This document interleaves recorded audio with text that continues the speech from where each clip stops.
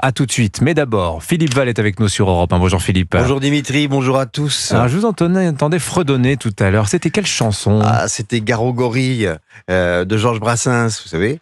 C'est depuis l'élection de Trump, ça me tourne dans la tête, surtout la fin du premier couplet. Avec impudeur, ces commères lorgnaient même un endroit précis que rigoureusement ma mère m'a défendu de nommer ici. Comme les commères de la chanson, j'ai l'impression qu'une partie de nos observateurs politiques sont tombés dans l'obsession admirative de la virilité de Trump. À mon sens, ça témoigne d'un grave trouble de la vision. Qu'est-ce que vous voulez dire par là ? Je veux dire que Trump a sans doute des qualités, mais que celles qu'à tort ou à raison on attribue à la virilité ou à l'abondance de testostérone ne sont pas celles que j'associerais au président des États-Unis. En revanche, il a un don certain pour maquiller ses reculades en bond en avant, sa trouille en courage et son wokisme en anti-wokisme. Vous pensez que Trump est woke ? Enfin, ça crevait les yeux dans la scène avec Zelensky et Vance dans le bureau ovale. Ouh là là, Zelensky est différent de moi, et ces différences m'offensent. Du coup, je le cancelle. Il y a un wokisme de droite, comme celui de Trump, et un wokisme de gauche. L'un comme l'autre consiste à se sentir offensé par qui n'est pas comme soi. Seul change l'objet de l'offense, mais la débilité est la même.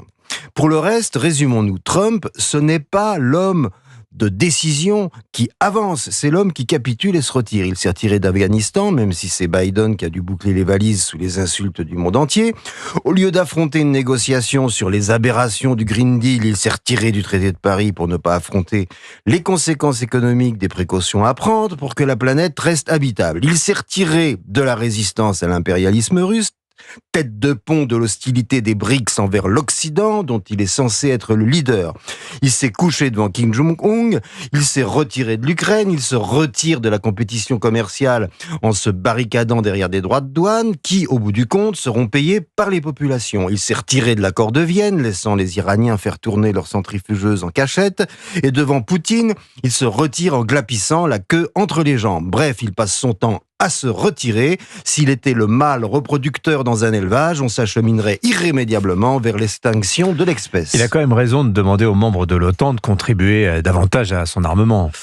C'est vrai, nous n'avons pas été équitables avec les États-Unis. Mais il a eu tort de dire vendredi dernier, sur le ton rigolard de celui qui éclaire une évidence, si les États-Unis sont attaqués, je doute que la France ne vole à notre secours. Il oublie sans doute, mais l'a-t-il jamais su que la seule fois dans l'histoire de l'OTAN où l'on a déclenché le fameux article 5, c'est le 11 septembre 2001 et que le premier allié à avoir acheminé des hommes et du matériel en Afghanistan pour voler au secours des États-Unis, c'est la France. Bon, vous ne trouvez rien pour sauver Donald Trump ? Quand son vice-président à Munich vante la liberté d'expression, on applaudirait des deux mains. Mais qu'est-ce que c'est que cette liberté d'expression qui interdit à l'agence de presse américaine, la société de presse, d'entrer à la Maison-Blanche pour y faire son boulot ? Quand on est pour la liberté d'expression, on est aussi pour celle de ceux qui nous énervent. Sinon, ça ne veut rien dire. Mais je trouve une vertu à Trump. Dans Garo Gorille, la chanson de Brassens, tout bascule au moment où, tout à coup, la prison bien close, où vivait le bel animal, s'ouvre on ne sait pourquoi, je suppose qu'on avait dû la fermer mal. Et c'est à ce moment où, lâché par la couardise de Trump et menacé par la Russie, les Européens se mettent enfin à se réarmer en poussant leur cri de guerre « Garo Gorille ». Signature Europe 1, Philippe Val.